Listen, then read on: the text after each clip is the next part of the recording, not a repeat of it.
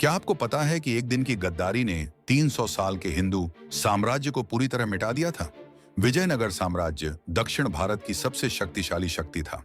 इसकी अकल्पनीय संपत्ति देखकर विदेशी व्यापारी हैरान रह जाते थे। लेकिन 1565 में 5 दक्कनी सुल्तानों ने इस हिंदू साम्राज्य को नष्ट करने के लिए गठबंधन बनाया। तालीकोटा के मैदान में दोनों विशाल सेनाएं आमने सामने खड़ी हुईं। युद्ध शुरू हुआ। विजयनगर की सेना जीत रही थी। तभी अचानक साम्राज्य के मुस्लिम सेनापतियों ने धोखा दिया। वे युद्ध के बीच में ही दुश्मन से जा मिले।